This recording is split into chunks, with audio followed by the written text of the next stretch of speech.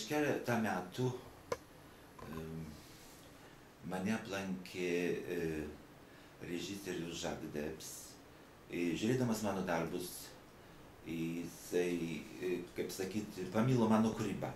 Ir paskui, važiuodamas į Paryžių, visada apsilankydavau pas jį ir kartu eidavom į parodas ir į muziejus. Ir gimė jam mintis, kad sukurti bendrą tokį projektą, kuris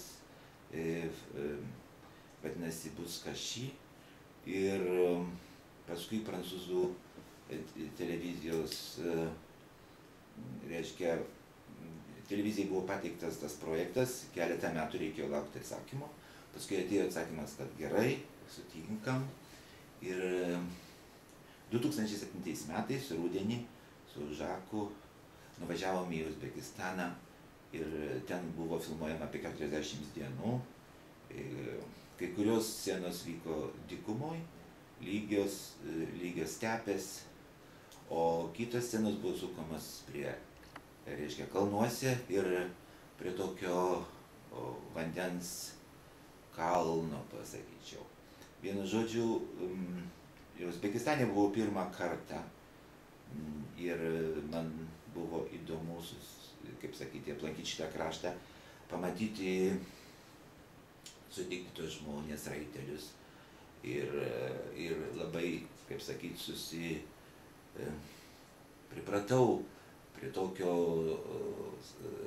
unikalaus pastatėlio, kuris vadinasi Jurta, reiškia, ir ten beveik buvo, kaip sakyti, mano lauko dirbtuvė.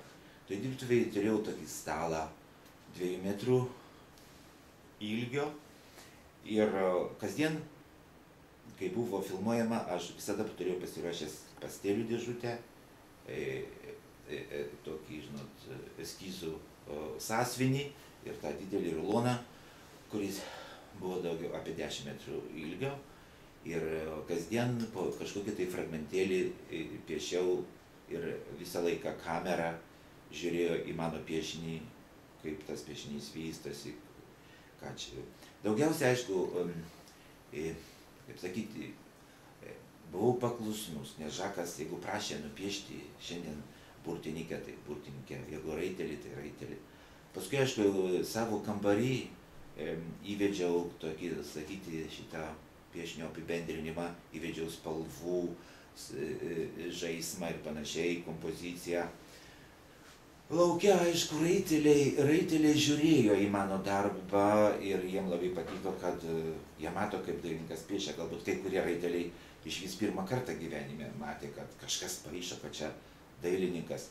Ir jie mane, aš pavadino, nevadino mane vardu Stasys, tik tai vadino Rasom. Rasom reiškia dailininkas.